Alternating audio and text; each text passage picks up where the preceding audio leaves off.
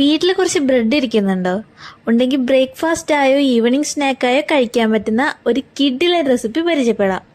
ആദ്യമായിട്ട് കാണുന്നവർ ഇപ്പം തന്നെ ആ സബ്സ്ക്രൈബ് ബട്ടൺ ഒന്ന് ഇനേബിൾ ചെയ്തിട്ട് എൻ്റെ തൊട്ടടുത്ത് കാണുന്ന ബെല്ലൈക്കൺ കൂടി ഒന്ന് ഇനേബിൾ ചെയ്യാന്നുണ്ടെങ്കിൽ ഞാൻ എപ്പോൾ വീഡിയോ ഇട്ടാലും അപ്പം തന്നെ നിങ്ങൾക്ക് നോട്ടിഫിക്കേഷൻ കിട്ടുന്നതായിരിക്കും. അപ്പം നമുക്ക് വീഡിയോയിലേക്ക് പോകാം. Welcome to the video. ആദ്യം തന്നെ നമുക്ക് ആവശ്യമുള്ള ബ്രെഡ് എടുക്കാം. ഞാൻ ഒരു ബ്രെഡ് 6 ആക്കി കട്ട് ചെയ്തിട്ടാണ് എടുത്തിരിക്കുന്നത്. ഒരു 10 ബ്രെഡ് എടുത്തിട്ടുണ്ടാവും. ബ്രെഡിന്റെ ബ്രൗൺ കളറിലുള്ള സൈഡ് ഭാഗം ഒന്നും കളയണമെന്നില്ല. ആദ്യം തന്നെ നമുക്കിതൊന്ന് റോസ്റ്റ് ചെയ്തെടുക്കാം. അതിനു വേണ്ടി ഞാൻ ഒരു ഫ്രൈ പാൻ എടുത്തിട്ട് അതിൽ നെയ്യ് ജസ്റ്റ് ഒന്ന് ബ്രഷ് ചെയ്തെടുത്തിട്ടുണ്ട്. ഇനി നമുക്കിതൊന്ന് ജസ്റ്റ് ഒന്ന് ഫ്രൈ ചെയ്തെടുക്കാം. ചെറുതായൊന്ന് ബ്രൗൺ കളർ ആയാൽ മതിയാകും. ബ്രെഡാണ്, പെട്ടെന്ന് തന്നെ ആവും. അധികം കരിഞ്ഞു പോവാതിരിക്കാൻ ശ്രദ്ധിക്കുക. ഈ ഒരു പാകമായ മതിയാകും. അധികം പൊടിയാതെ തന്നെ ഇതൊന്ന് ഫ്രൈ ചെയ്തെടുക്കുക. ഫ്രൈ ചെയ്ത് ചൂടാറുന്നതിന് മുമ്പ് തന്നെ നമുക്ക് ബാക്കി കുക്കിങ്ങിലേക്ക് കടക്കാം.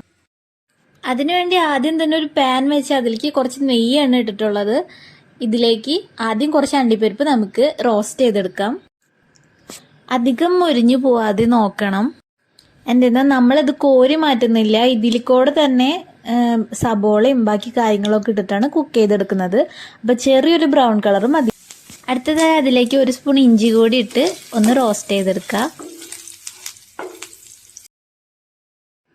ഒരു വലിയ സവാളയാണ് എടുത്തിരിക്കുന്നത്. സവാള ഒന്ന് നല്ലപോലെ വാടി വന്നതിന് ശേഷമാണ് അടുത്ത ഇൻഗ്രീഡിയൻറ്റ് ചേർക്കുക.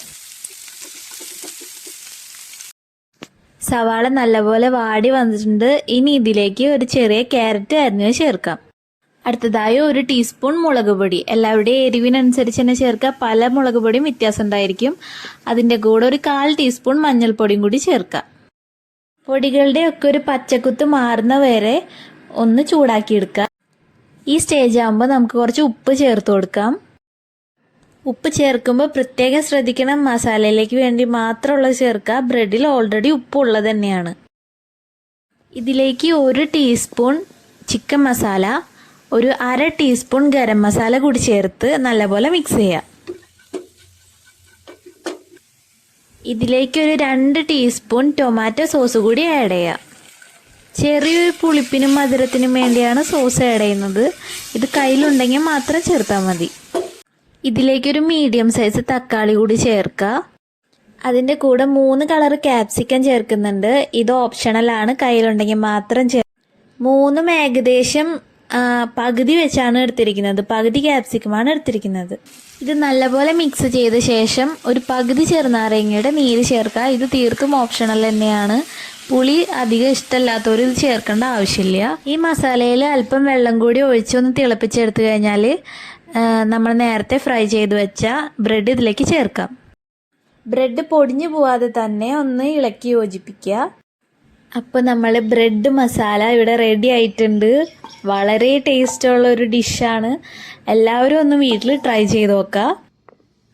ബ്രേക്ക്ഫാസ്റ്റ് ആയോ വൈകിട്ട് ചായയുടെ കൂടെയോ കഴിക്കാനായിട്ട് സൂപ്പറാണ്.